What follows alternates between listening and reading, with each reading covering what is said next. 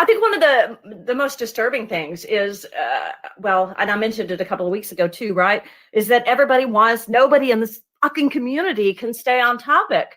It's just bringing up old drama and what about what so-and-so did and what about what that person did. It's not about any of those people. Right now, it's about Diane stealing money. Shifting blame.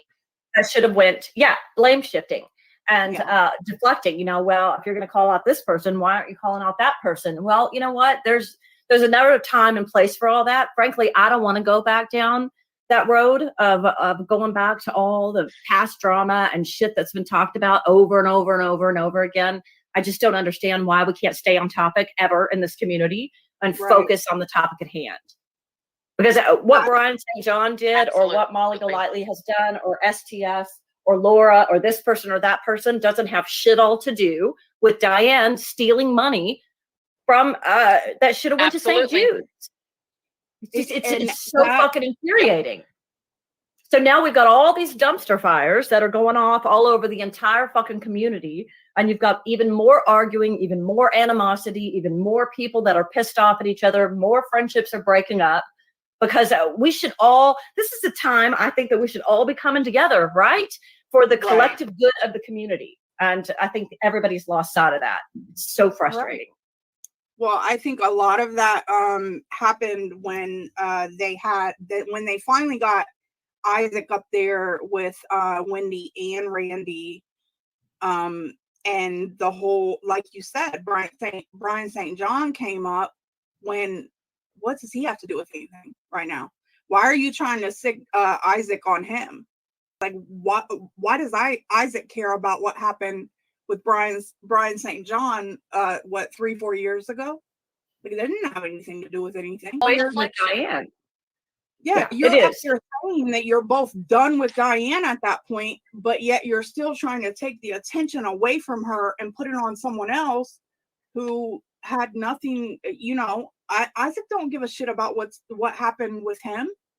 Isaac's up there to get information about Diane, Yeah, I was surprised, right? You're sitting up there begging him not to dox people. You're all against going real life, right? So instead of focusing on, asking him, hey, we're not about that. We don't want that. Nobody had a problem when he was going after Katie. Everybody thought that was all great, right? Making phone calls, doing all this stuff. That was wonderful because Katie's drunk and Katie's toxic and we need Katie out of the community. So everybody was on board for that. But now that he wants to come over here and go after Diane, and you're all against it, right? And you're all like begging him, why didn't you just block him? I'll tell you why, because they're afraid of him, right? So they let him come up on panel. They entertained his bullshit and then tried to deflect. And then the same thing they're trying to ask him not to do. Then they joined in asking him to do the stuff that they're sitting there complaining about by trying to have him attack other people. It's just blatant hypocrisy. And I see all these people sitting in the chat that are going along with it. And I'm like, you people are just, it's mind blowing. Like, I don't get how they can't see. There's absolutely zero self-introspection by anybody in this fucking community. It's absolutely agree. 100%. But regardless of what the topic was, mainly about Shannon today was the Rebecca thing. But what I focused on too was, she said, well, I think that she said this yesterday. She said, nobody has scammed this community more than MFW. I don't think so. I don't think so. We'll tell you straight and up I don't and like down, MFW. She wants money for money. Katie right.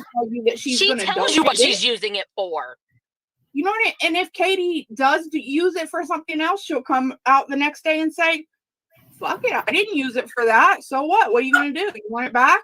Whatever. Right. Like, well, listen, I'm not a big Katie. Yeah, I'm not a big Katie fan either. Right. But Katie's pretty much been ostracized, right?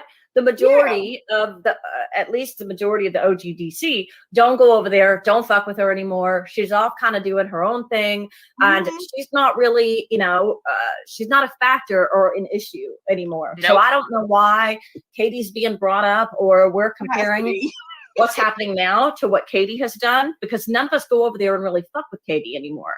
So that's a mute point. Comparing Katie to Diane, who is definitely more calculating and manipulating. And you know what? It's like Katie shows her face. Katie takes us with her on drives. Katie takes us with her to the bar. Katie doesn't hide anything she's doing. Diane is a complete mystery to everybody. That is apples and oranges. That has nothing to do with one or the other. Absolutely. Right. Katie's kind of like, Katie's in your face saying, I don't give a shit if you like it. Fuck you. She's doing it all right up front. She has no shame about it. Right. Diane does all of her shadiness is in this covert way. It's all behind the scenes. It's all, hidden and secretive. Listen, I'd take Katie's fuckery right up in my face and with a big, screw you any day of the week over Diane's shadiness behind the scenes. Sorry. Oh, Diane wrapped it in a pretty little Tiffany box with a white bow. Yeah. Yes. Just a minute. But you know what? I would also like to say this, Shell and MJ.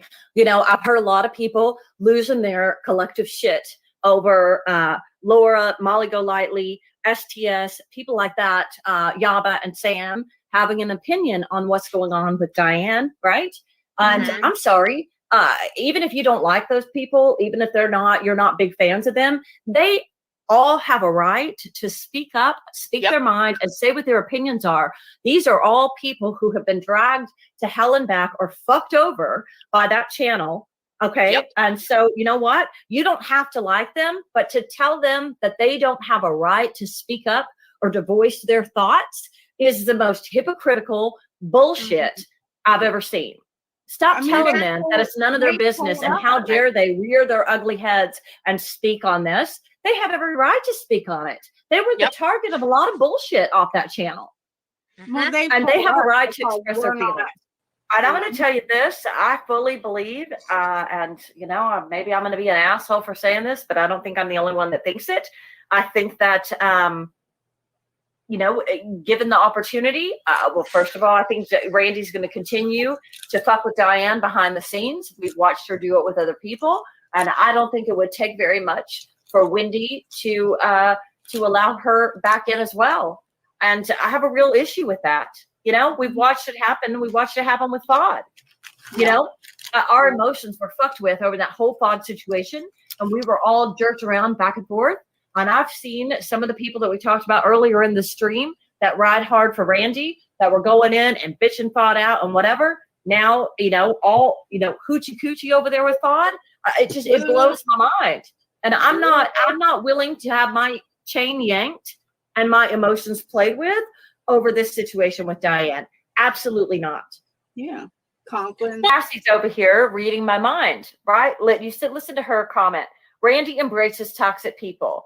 Diane, she did the same thing with Mama Bear and MFW. There's a clear pattern, history here, right? So Randy, one of her favorite things that she loves to say is, if I could lose you that easily, I never had you to begin with. Well, go and right fucking back at you, Randy, because clearly I never had you as a friend to begin with. If me standing up against what Diane has done and you throwing me to the curb like fucking yesterday's trash, I never had you as a friend to begin with.